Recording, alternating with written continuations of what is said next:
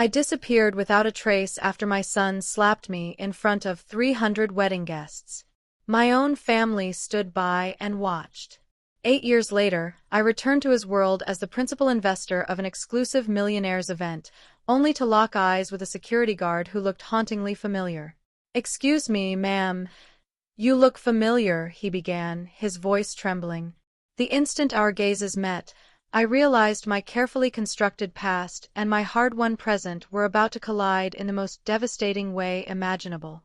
My name is Naomi Thacker. I'm 63 years old, and this is the story of how one catastrophic night obliterated everything I'd spent 35 years building, and how my silence became the most powerful weapon I'd ever wielded. But to truly understand why I vanished into thin air, you need to know who I was before I became invisible. You need to meet the woman who surrendered everything for a son who ultimately trampled on her love. And you need to discover the secret I guarded for decades, the very secret that would transform everything on that night of unbearable humiliation. It all began 35 years ago, the first moment I cradled Elias in my arms. His father walked out on us when Elias was barely 2 years old, abandoning me with an infant and absolutely nothing to my name. At least, that's what everyone believed. What they didn't know was that 6 months after he vanished, my mother passed away, leaving me an inheritance of nearly $2 million in properties and bank accounts that nobody knew existed. While my neighbors watched me leave every morning before sunrise to scrub other people's houses, while my hands grew calloused and rough from ironing clothes that weren't mine, while I served coffee at a dingy diner surviving on meager tips, I had enough wealth to live like royalty for the rest of my days. But I chose not to touch a single penny of it. I chose for my son to witness the sweat glistening on my forehead, the dark shadows beneath my eyes, the genuine sacrifice of a working mother. I believed this was how he would internalize values. I convinced myself that he would never look down on anyone because of their financial circumstances. I imagined that hard work would engrave in his soul the profound difference between having wealth and being a good person. How catastrophically wrong I was. Elias grew into what appeared to be a wonderful child. He studied diligently, helped me maintain our modest apartment, and embraced me every night, expressing gratitude for everything. I managed to secure scholarships for him by presenting myself as a struggling single mother. I watched with pride as he graduated with top honors in business administration. I celebrated when he landed his first position at a mid-sized logistics company. Each of his accomplishments felt like my silent victory. Every smile that crossed his face seemed worth more than the $2 million I kept hidden. "I'm going to buy you an enormous house one day, Mom," he would promise, holding me tight. "You'll never have to clean another floor as long as you live. I swear it." I smiled, protecting my secret. I already owned 3 properties scattered across 3 different states that he would never discover. But none of that mattered. What mattered was his heart, his gratitude, his love. Or so I desperately wanted to believe. Everything began to crumble when Tiffany entered his life. She arrived like an elegant hurricane, perfectly straightened hair that resembled expensive silk, flawlessly manicured pearly nails, designer clothes that whispered wealth without shouting.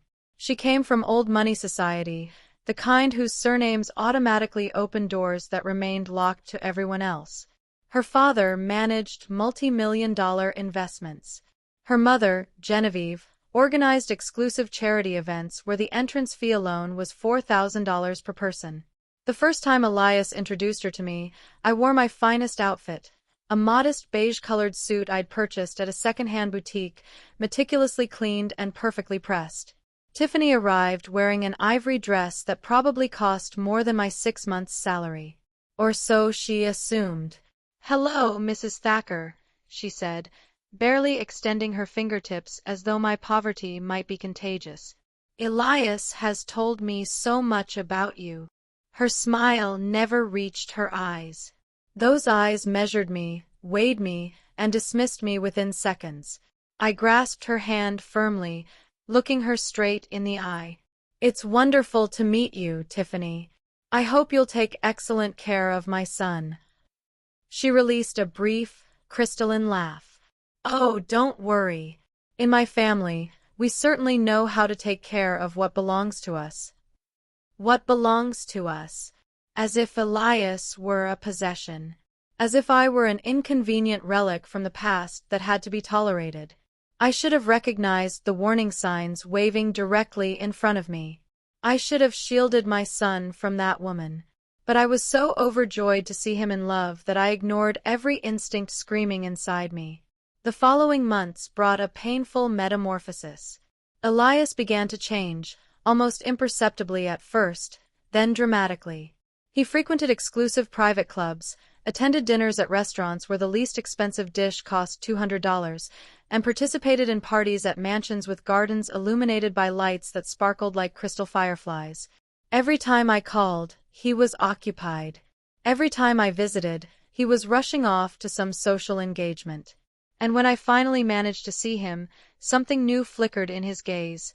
Discomfort, a shame he didn't dare articulate, but which I could read with perfect clarity. He was ashamed of me, of my simple clothes, of my work-worn hands, of my small apartment in a neighborhood where people hung laundry on their balconies to dry. One afternoon, he informed me that he and Tiffany were getting married. He embraced me, but the embrace felt different. Shorter, less warm, hollow. You're going to sit in the front row, Mom. This is your day too. A lie. It wasn't my day. It wasn't even my son anymore. The wedding was meticulously planned over 6 months.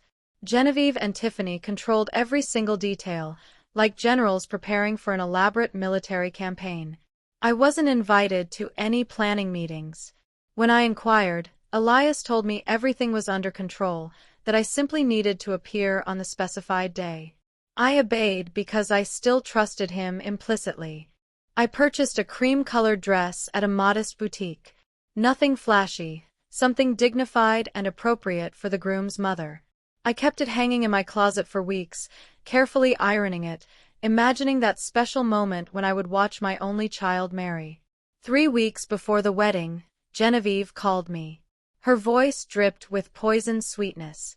"Darling Naomi, dear, I need to discuss a rather delicate matter with you." "Tell me, Genevieve. I'm here to help with whatever you need." "You see, the wedding is going to be extraordinarily exclusive. 300 guests from a certain social level. Important people. Do you understand what I mean?" It wasn't a question. It was a warning wrapped in silk. "I understand." Elias mentioned it would be a large celebration. An awkward silence stretched between us. Then her voice turned glacial. "What I'm attempting to say, Naomi, is that perhaps it would be preferable if you maintained a low profile during the event. You know, to avoid uncomfortable situations. People in our circle can be remarkably observant." I swallowed hard. "Keep a low profile. Well, perhaps you could sit toward the back during the ceremony. And at the reception, there's a table near the kitchen that would be perfect for you, away from the main guests. Less pressure for you, you understand." I understood perfectly. They were hiding me. They were transforming me into an embarrassment that needed to be concealed in the shadows.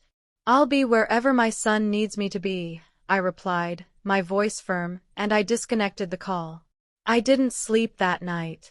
For the first time in 35 years, I questioned everything. I doubted my sacrifices. I doubted my decisions. I doubted the love I thought I had planted and nurtured in my son's heart. But I never imagined what horrors still awaited me. The night before the wedding, I couldn't sleep. I sat in my small apartment staring at that cream-colored dress hanging on the closet door.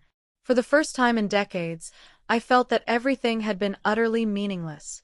35 years of cleaning, ironing, sweating, smiling through exhaustion. And for what? So that my own son would permit me to be hidden like a dirty rag? I considered not attending. But a foolish part of me, that naive part that still believed in miracles, thought that perhaps Elias would have a moment of clarity. That maybe seeing me there would remind him who raised him, who sacrificed everything for him. How naive I remained until the very last moment. The morning of the wedding, I woke at 5 a.m. I bathed meticulously and styled my hair into a simple yet elegant bun. I applied light makeup, just a touch of color on my lips and cheeks. I wanted to look presentable without appearing as though I were competing with anyone. I put on the cream-colored dress, modest low-heeled taupe shoes I had polished until they gleamed, and a small pearl necklace that had belonged to my mother. Those same pearls were worth $10,000, but everyone would assume they were fake costume jewelry. I looked in the mirror and saw a dignified woman. A woman who had worked tirelessly her entire life. A woman who deserved respect. I took a taxi to the ceremony venue. It was a private estate garden outside the city, one of those exclusive locations only rented for high society events. The entrance was decorated with elaborate arches of white and champagne-colored flowers.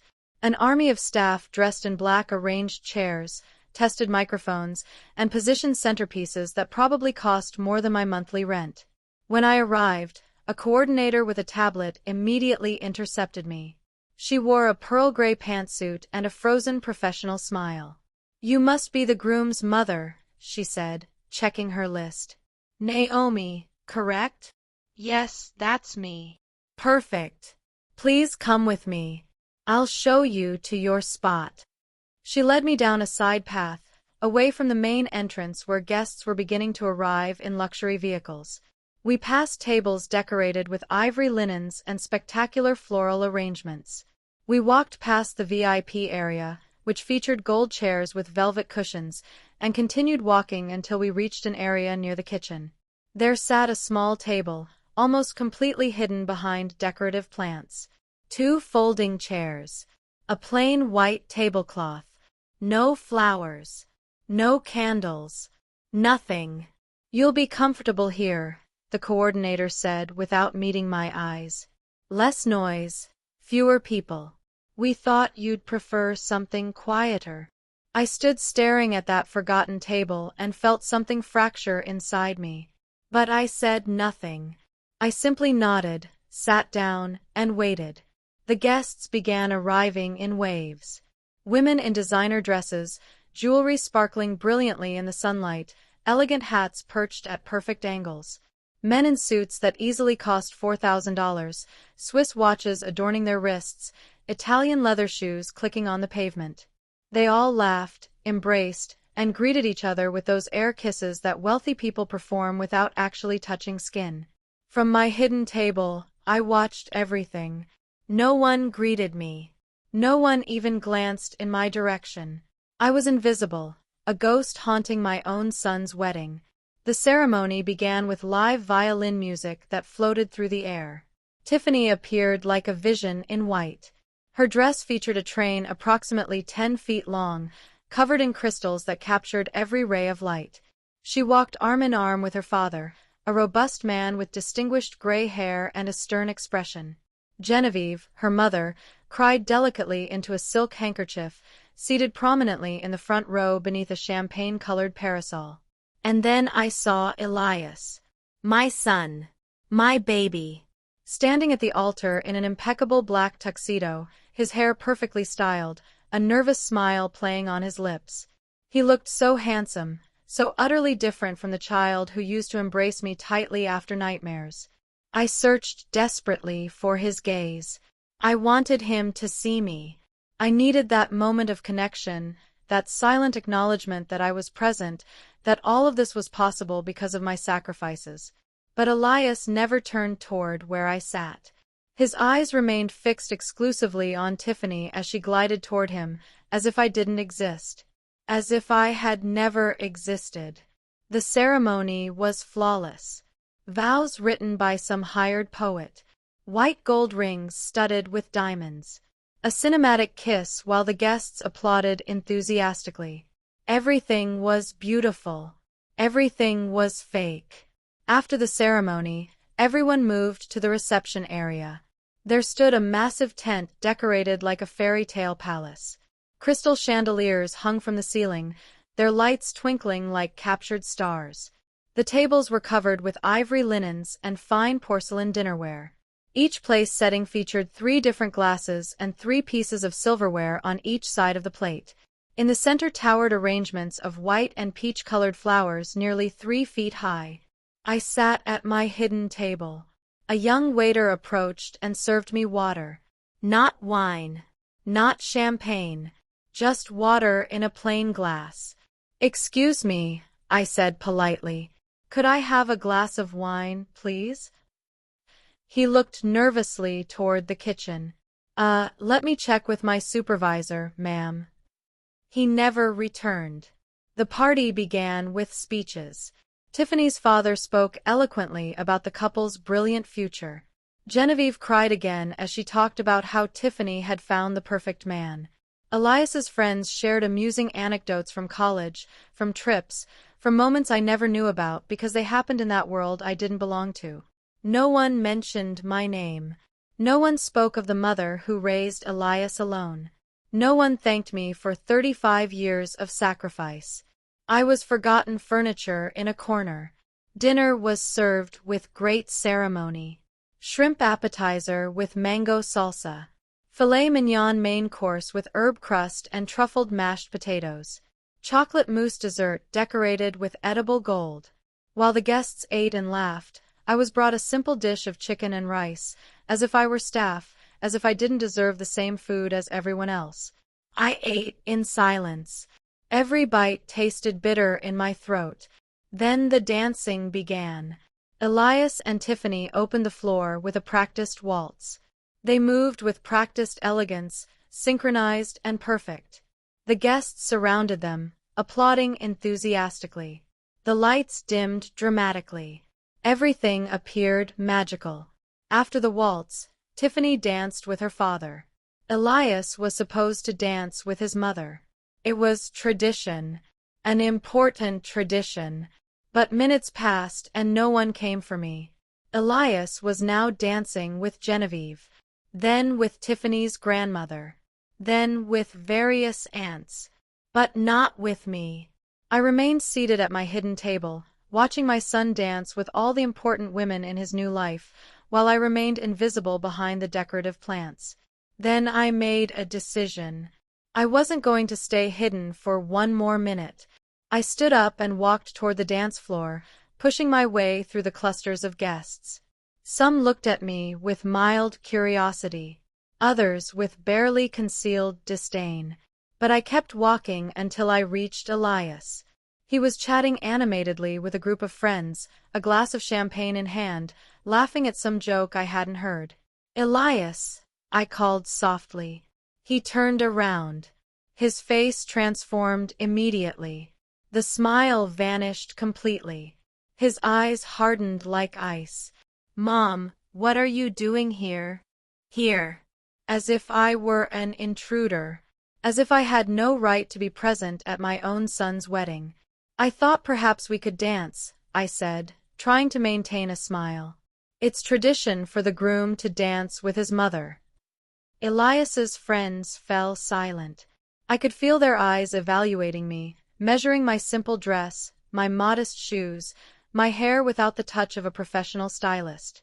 One woman in a champagne-colored sequin dress whispered something to her partner, and they both laughed discreetly. Elias looked at me as if I had just asked him for the impossible. As if I had asked him to sacrifice everything he'd gained. "Mom, now isn't a good time. I'm with my friends." "Just one dance," I insisted, feeling my voice crack slightly. "A brief dance. It's your wedding, son. Our last chance to share something special." He clenched his jaw. One of his friends coughed awkwardly and walked away with his partner. The others began to disperse as well, as if my presence were a foul odor forcing them to seek fresh air.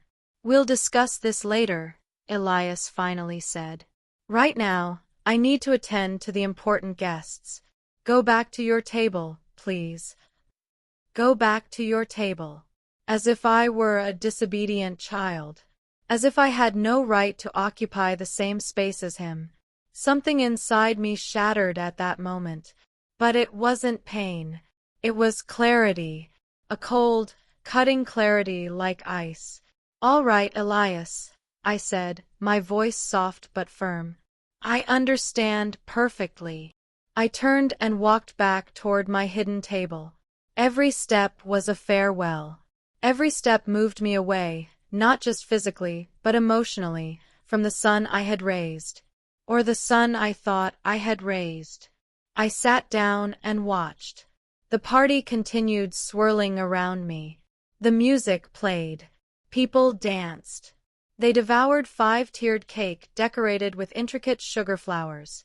They toasted with $300 a bottle champagne. They posed for photographs under perfectly positioned lights. And I was invisible. 2 more hours crawled by. No one approached me to talk. No family member of Tiffany's. No friend of Elias's. Not even the waiters paid attention to me beyond mechanically collecting empty plates. Then something happened that would change absolutely everything. Genevieve stood up abruptly from her table. She wore an emerald-colored dress covered in rhinestones, a genuine diamond necklace encircling her neck, and an expression of alarm distorting her face. She walked quickly toward Tiffany and whispered something urgently in her ear. Tiffany paled dramatically. Both began searching frantically for something. Within minutes, Genevieve climbed onto the stage and seized the microphone. The music stopped abruptly. All the guests turned toward her. "Excuse the interruption," she said, her voice trembling but audible to everyone. "I must inform you that a very unfortunate incident has occurred. My emerald necklace, a family heirloom valued at $80,000, has disappeared. I left it in the bridal suite during the ceremony, and now it's gone." A murmur rippled through the ballroom like a wave. People began looking at each other with suspicion and curiosity. Genevieve continued. "I understand this is uncomfortable, but I need everyone to cooperate. The security staff will discreetly check common areas. If anyone witnessed anything suspicious, please report it immediately." My heart began racing, not because I knew anything about the necklace, but because I recognized that look in Genevieve's eyes. That look of someone searching for a scapegoat. And when her eyes landed directly on me, I knew exactly what was coming. She descended from the stage and headed straight toward my table. Tiffany and 3 of her friends followed close behind. Behind them came Elias, looking confused.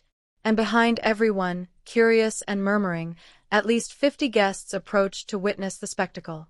"Naomi," Genevieve said, her voice deceptively sweet but her eyes like steel. "I need to ask you a few questions." "Of course," I replied, remaining calm. "Whatever you need." She smiled. But it wasn't a kind smile. It was the smile of a predator who had already selected its prey.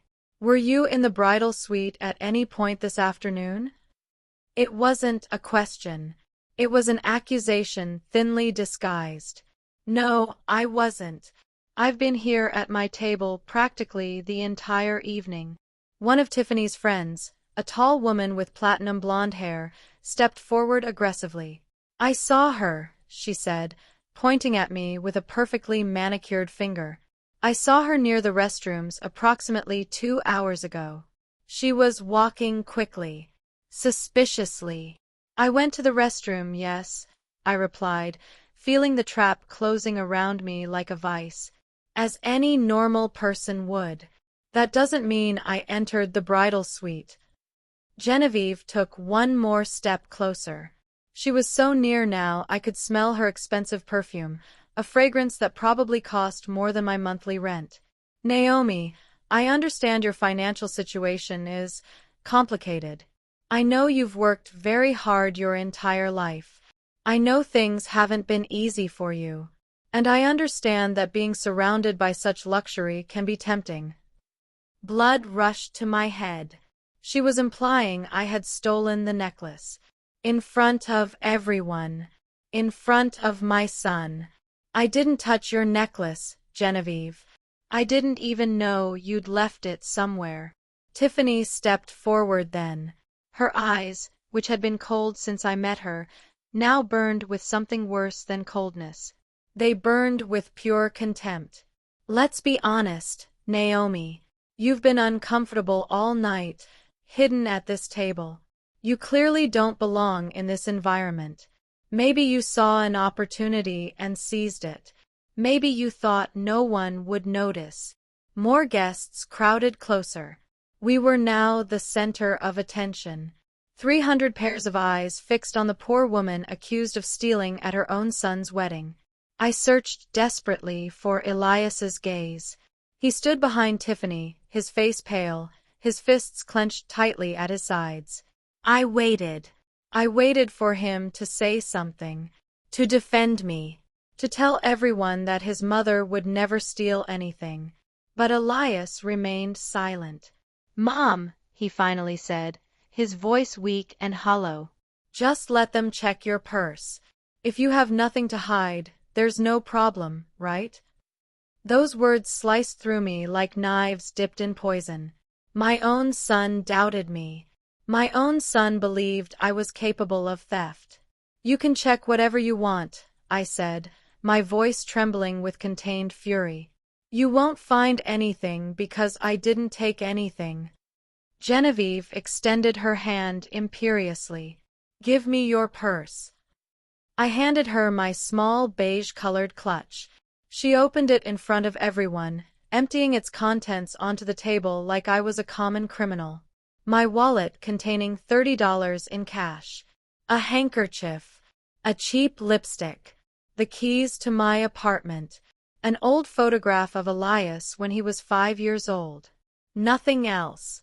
Genevieve frowned, clearly disappointed not to find incriminating evidence. She completely emptied my purse, checking every compartment with eager fingers. Nothing. Absolutely nothing. I should have felt relief, but what I felt was something far deeper and more painful. I felt the humiliation of being searched like a criminal in front of 300 people. I felt the weight of every judgmental gaze boring into my skin. I felt the betrayal of my own son, who hadn't lifted a finger to stop this nightmare. "Maybe you hid it somewhere else," Tiffany said in a poisonous voice. "Maybe you left it in the restroom, or in your car, or gave it to someone to smuggle out of the venue." "This is ridiculous," I replied, feeling tears threatening to well up. But I held them back with every ounce of strength I possessed. I wouldn't give them that satisfaction. I didn't do anything, and I demand that you stop accusing me without proof. "Without proof," Genevieve repeated with a bitter laugh. "The proof is that you're the only person here who would have a motive to steal. The only one desperately needing money." The circle of guests surrounding us had expanded dramatically. We were now the main entertainment of the night. I could hear the whispers, the speculation, the judgments. A woman in a lavender hat whispered something to her husband that ended with the word, "shameful." An older man shook his head while looking at me with pity mixed with disdain. "Elias, please," I said, turning toward my son with desperation I couldn't hide. "Tell them you know me. Tell them I would never do something like this." He avoided my gaze, his eyes fixed on the floor as if he could find the words there that he dared not speak. "Mom, I don't know what to think anymore. The necklace disappeared. Someone took it. And you." He stopped, but the damage was already catastrophic. My own son doubted me. After 35 years of sacrifice, of sleepless nights, of working until my hands bled, of giving him everything I had and everything I was, he doubted me. "I'm what?" I confronted Elias, taking a step toward him. "Finish the sentence. I'm poor, so I must be a thief? Is that what you think? Is that what you've allowed them to believe?" He finally looked me in the eye, and what I saw there destroyed me completely. I saw shame. Not shame for doubting me. Shame of me. Shame of having me as a mother. Shame that all these important guests knew he came from a woman who cleaned floors for a living. "I'm not saying you're a thief, Mom, but you have to admit the situation looks bad. The necklace disappeared and you were near the area. If you would just cooperate with the search. A search! I exploded, my composure finally shattering. My purse was searched in front of everyone as if I were a common criminal. What else do you want me to do, Elias? Do you want me to strip here in front of your rich friends to prove I have nothing hidden? The silence that followed was deafening. Everyone stared at me with expressions ranging from shock to disgust. Genevieve seized the moment perfectly. If you have nothing to hide, then you won't mind if we call the police. They can conduct a more thorough search. Check your car, your clothes, maybe even your house. My house? The idea that these people would invade the only space that was truly mine filled me with a fury I didn't know I possessed. You're not checking anything, I said, my voice louder than I intended. I am not a thief, and I will not allow you to treat me as such just because I don't have the same money as you. Tiffany released a cruel laugh. Ah, so it is about the money. You finally admit it. You're resentful. Resentful because Elias married someone with superior standing. Resentful because you're no longer the center of his world. Her words were like whips, but there was a twisted truth embedded in them that hurt even more. It wasn't that I was resentful about the money. I was shattered because my son had chosen this false world over the genuine love I had given him. This has nothing to do with money, I replied, struggling to maintain my composure. It has to do with respect, with dignity, with remembering where you came from and who brought you here. Elias stepped toward me then. His face was flushed red. His hands were trembling, and in his eyes, I saw something I'd never witnessed before. I saw rage. Rage directed entirely at me. Enough, Mom! Elias shouted, finally losing all control. You're ruining my wedding. You're making a scene in front of all our guests. Can't you just cooperate and let this be resolved quietly? Ruining your wedding? I repeated, feeling every word was a nail driven into my heart. I'm ruining your wedding? Not the woman who accused me of being a thief without proof? Not the people who have treated me like trash since I arrived? I am the problem. Yes! Elias shouted, his voice breaking. Yes, you're the problem. You've always been the problem. Always embarrassing me with your poverty, with your cheap clothes, with the way you talk, with your very existence. The entire ballroom fell into absolute silence. Even the background music had stopped. 300 people held their collective breath, witnesses to how a son was destroying his mother with words that could never be erased. I never asked you to make all those sacrifices, Elias continued, his voice broken but full of venom. I never asked you to work cleaning houses. I never asked you to live like you were poor. You did it because you wanted to. Because you enjoyed being the martyr, the poor suffering mother. And now you want me to carry that guilt forever. Every word was a stab wound, but the worst was still to come. I wished 1,000 times that my father hadn't left us. Not because I needed him, but because then maybe you would have had someone else to cling to. Someone else to suffocate with your pathetic love. The tears finally burst from my eyes. I couldn't hold them back anymore. But they weren't tears of sadness. They were tears of awakening, of finally seeing with total clarity who my son really was. Elias, I whispered, you don't know what you're saying. I know exactly what I'm saying, he replied coldly. I'm saying I'm tired of you, tired of your expectations, tired of your constant need for validation, tired of feeling like I owe you something just because you decided to be a single mother. Tiffany placed a hand on his shoulder, encouraging him to continue. Genevieve smiled subtly.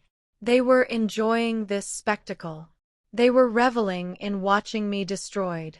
And if you want to know the truth, Elias continued, moving closer menacingly, If you really did take that necklace, I honestly wouldn't be surprised. Because you've always been like this.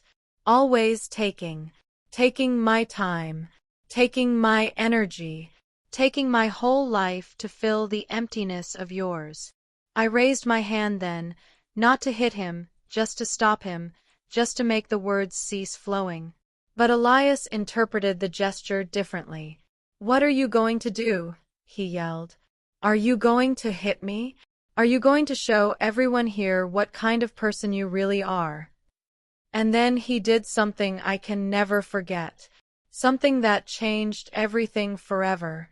Elias raised his own hand and slapped me. A dry, loud slap that made my head snap sideways violently. The sound echoed in the absolute silence of the ballroom like a gunshot. Someone screamed. A woman released a choked gasp. A man muttered something in disbelief.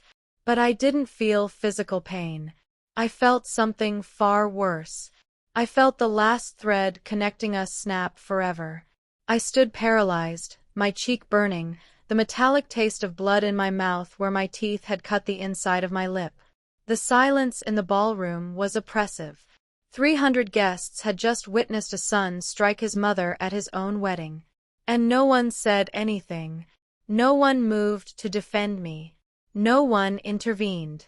Elias took a step back, staring at his own hand as if he couldn't believe what he had just done. His face paled dramatically. His lips trembled. But he didn't apologize. He didn't say, "I'm sorry." He just looked at me with a mixture of horror and resentment, as if I were somehow to blame for provoking his violence. Tiffany broke the silence first. She rushed to Elias and embraced him as if he were the victim who needed comfort. "It's okay, honey," she whispered loud enough for me to hear clearly. "She provoked you. Everyone saw it. She was attacking you." A lie. I had done nothing but raise a hand in a gesture of stopping him. But the truth no longer mattered. What mattered was the narrative they were constructing. I was the poor, troubled mother. He was the successful son who had finally defended himself. Genevieve approached then, positioning herself between Elias and me like a protective shield. "I think it's best if you leave, Naomi," she said, her voice cold and controlled. "You've clearly had too much to drink, or you're too upset. We don't want any more unpleasant scenes. For everyone's sake, especially Elias's, you should go now." Had too much to drink. They hadn't even served me a glass of wine. But that would be the story they told later. The drunken, violent mother who ruined her son's wedding and had to be expelled after attacking him. I touched my swollen cheek and looked at my son one last time. I searched his eyes for any trace of the child who used to hug me. The teenager who promised to take care of me when he grew up. The young man who called me his hero. But that child no longer existed. Maybe he had never truly existed. Maybe he had always been merely a projection of my own hopes and sacrifices. "You're right, Genevieve," I finally said, my voice strangely calm. "I'm leaving. But not because I'm drunk or upset. I'm leaving because I just understood something profoundly important." I looked Elias directly in the eye. I just understood that I wasted 35 years of my life raising a stranger. Someone who values appearances more than love, money more than loyalty, and the acceptance of superficial people more than the sacrifice of the person who gave him life. "Mom!" Elias started, but I raised my hand to silence him. "No. You no longer have the right to call me that. A mother is someone who matters. Someone whose love is valued. Someone who is defended when unjustly attacked. You just proved that I am none of those things to you." I bent down and picked up the items Genevieve had dumped from my purse. The photograph of little Elias had fallen to the floor. I picked it up, looked at it one last time, and Placel.